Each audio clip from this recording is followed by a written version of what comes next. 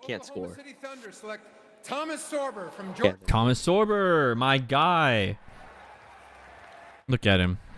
Look, you're gonna go win another champ. You're gonna go win a championship next year. Congrats. Congratulations. Um, Get fitted for a ring. yeah. I like Thomas Sorber a lot more than you did. I believe I had him 13th on my board, so I guess around here. But I just think that he's a guy that can come in and instantly be a help on defense. He had a 7.6% block percentage, 2 blocks a game.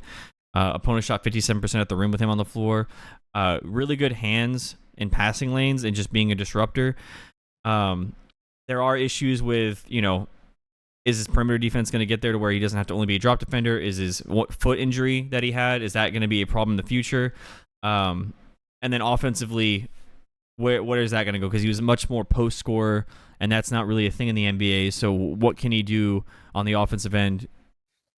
Because he's not a lob finisher. So I mean, for the Thunder though, it does check a lot of boxes in terms of a very, very good defender, right? Yep. Like high IQ on both sides of the ball, and especially defense. But like a guy who really, really excels in playing passing lanes and drop coverage. Like you already mentioned the shot blocking and stuff. But a guy who on the short roll on offense can really process things and make the right play. Similar kind of to Klingon last year in a way. I actually wonder, I didn't write that down as a comp, but that's kind of a comp in a way. But like you said, the questions for me and why I have him a little bit lower, where do I have him? 19, so not that much lower, is offensively, I'm curious how it works. Yeah. He's not that big. He's 6'10 with a 7'6 wingspan. The wingspan really helps him, obviously.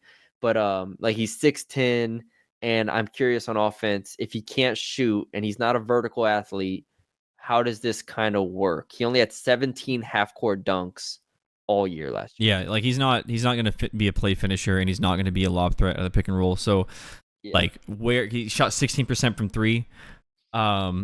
So is he going to be able to develop any type of face-up game? Like you kind of saw a little bit. He does shoot free throws pretty well. He's also not going to be like a hub guy, but he can, be a connected passer. So offensively, it's definitely where you're going to have the problems because he doesn't really have the thing like Malawach can finish plays, whereas Thomas Sorber can't. So my comp for him was actually Isaiah Stewart.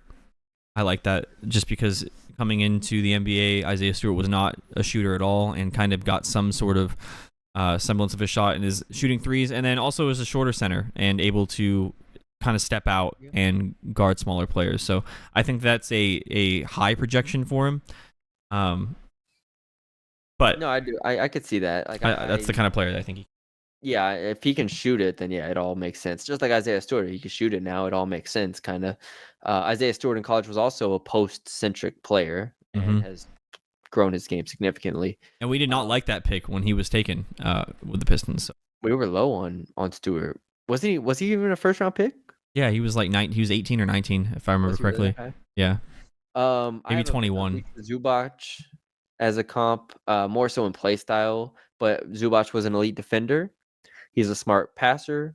He's a below the rim finisher. Like that style, that's the ceiling. If we're talking about ceilings, like Zubac was almost like an all NBA type player last year. He was fantastic. So I'm okay with rolling the dice a little bit on Sorber in that kind of realm and like how he plays in that way. Yeah, I completely agree. So good pick for me. It's a good pick for you. Yeah, it's a good pick. I have no problem with this pick. Like I said, I didn't know where they were going to go, so I'm okay with it.